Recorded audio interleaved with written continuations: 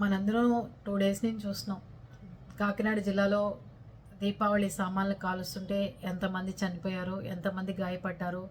ఏవండి యాక్సిడెంట్ అయితే ఆ దెబ్బలు వేరండి. కాలిన గాయాలు మానటం గానీ, కాలిన గాయాలని ఓర్చుకోవడం గానీ చాలా కష్టమైన విషయం. చర్మాలు లేకుండా కొంతమంది కాళ్ళు కట్టే పొలాల్లోకి ఎగిరిపడి, కొంతమందికి ఒళ్ళంతా కాలిపోయి చాలా భీకరంగా ఉన్నారు పాపం. నిజంగా చాలా బాధాకరమైన విషయం అండి. ఎందుకు చెప్తున్నానంటే అసలు మనకు దీపావళి సామాన్లు ఇంతమందిని చంపేసి ఇంతమంది చచ్చిపోయి ఇంత భయభ్రాంతులకు గురయ్యే విధంగా తయారు చేయాల్సిన అవసరం ఏంటి? ఆ దీపావళి సామాన్ల వల్ల ఉపయోగం జరిగేది ఏంటి ఎవరికైనా?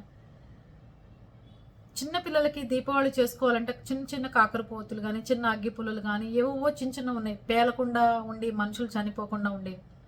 దయచేసి రాజకీయ నాయకులు అందరూ ఎక్కడ దీపావళి సామాన్లు స్టోర్లు పెట్టినా, దీపావళి తయారీ కేంద్రాలు ఎక్కడున్నా, పర్మిషన్ లేకుండా ఉన్నా, ఏది ఉన్నా సరే వెంటనే క్యాన్సిల్ చేసేయండి, వాళ్ళని సీజ్ చేసేయండి. అక్కర్లేదు మాకెవ్వరికి దీపావళి మనుషులు చనిపోయిన చోట తయారయ్యే దీపావళి సామాన్లు తెచ్చుకుని అంత కాల్చుకుని మనం పండగ చేసుకోవాలంటారా ఇంతమందిని ఇబ్బంది పెట్టి? ఈ కూలీకి వెళ్తున్నారు కదా, మీకు ఎంత ఇస్తారో నాకు తెలియదు కానీ అన్న, మీరు ఎంతో ఉపాధులు ఉన్నాయి, ఎన్నో చోట్ల చూసుకుంటే పచ్చడి పొలాల్లోనే కాసేపు కూలీగా వెళ్ళొచ్చు. నెల్లూరు జిల్లాలో అయితే మన కాకినాడ, రాజమండ్రి, మన ఆంధ్ర వైపు నుంచి తీసుకెళ్తారు. మళ్ళీ ఇటేపు మనుషులు కావాలంటే నెల్లూరు, కర్నూలు అట్నుంచి మిరపకాయలు తొడుములు తీయటానికి గుంటూరు అట్నుంచి తెచ్చుకుంటారు. ఆ మాత్రం తెలియదా మీకు? 1000 రూపాయలు, 1500, 2000కో కక్కుర్తుపడి వెళ్తే మీరు ఇంట్లో 2 అన్నదమ్ములు చనిపోయారు, తల్లి తండ్రి చనిపోయారు, ఒక కొడుకు కూర్చుని మా అమ్మ మా నాన్న ఇద్దరు చనిపోయారని చెప్తున్నారు. ఎంత ఏడుస్తున్నారో ఆలోచించారా? ఆఖరికి ఆ షాప్ పెట్టిన ఆయన కూడా చనిపోయాడు.